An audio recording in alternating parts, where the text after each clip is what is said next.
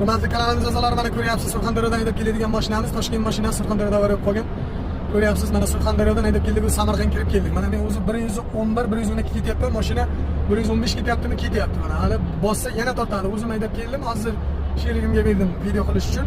Mashinani 150lik, 160 haydab kelyapman, avariyaning holati ham o'ta tiniq mashina ekan. Juda mehr bilan qaragan.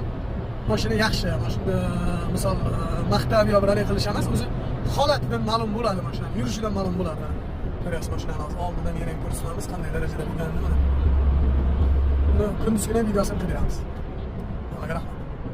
Assalomu alaykum, hurmatli kanalimiz a'zolari, shu mashinamizni Surxondaryo viloyatidan minib keldik. Asli mashina Toshkentdagi Surxondaryoda avariya bo'lgan. Shu holatida oldik. 2022-yilda ishlab chiqarilgan. Xo'p, $7,500 shu holatida olib, oldi kapotini vakuum qildirib keldik va pitno tushadigan kraska bo'lib, mana bu kirlomizni vakuum qildirib keldik. O'sha pitnoga chiqadigan darajada bo'lib qolgan.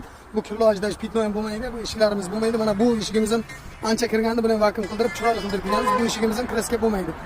Bir tomon общий kraska bo'lmaydi. Mana yuqorisida mana shu joyda pitno joyi bo'ladi. Xudo xolasa orqa bagajimiz yangi qo'yiladi. Zadni kirlomiz o'zi bo'ladi yoki kusib qo'yamiz. Ko'ramiz vaziyatga qarab. 2022-yil avtomat Gentra'mizni sotdik o'sha. Qiziqqanlarga buni oldingi videomizda $11,800 ga sotdik. Darrov o'rniga buni olib kelib, xudo xolasa bu ham 22 mana yurganlargacha ko'rsatamiz. Bu ham salonlari mashinani tiniq turibdi. Naqadar izilib, xor bo'lgan mashinamiz chiroyli minilgan. Xo'p, mashinamiz yurgani 47 ming ekan. Mana ko'rganlaringizda 47 ming yurgan mashina. Hozir motorxonalargacha ko'rsatamiz. Mashina zavodda turibdi, ishonsalaringiz ko'ryapsiz, avariya mashina, lekin Surxondaryodan bezatka minib keldik. Mana mashina hozir tixa yurib turibdi. Mashinaning dovushchalari, motorxonalari o'ta tiniq. Kulturli mashina. Xudo xolasa shu mashina shu holatiga $7,500 ga oldik. Shunaqa TTP bo'lgan mashina O'zbekiston bo'ylab olamiz, sotamiz, topilgan $100 hadyamiz bor. Telefon nomeri ekranda qoldiramiz. Katta urgan yonib ketgan Lubay variantdagi mashinani olaveramiz. Hammaga rahmat, biz kuzatib boring. Kanalimizga yangi bo'lsangiz obuna bo'lib qo'ying.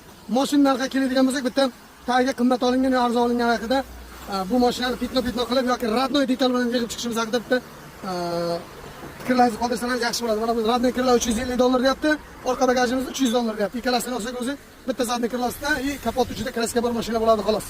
Mana bu joyda pitno bo'ladi. Qolgan joyi tiniq radnoy mashina bo'lib chiqib ketaveradi. Bu mashinamiz ham sotuvda.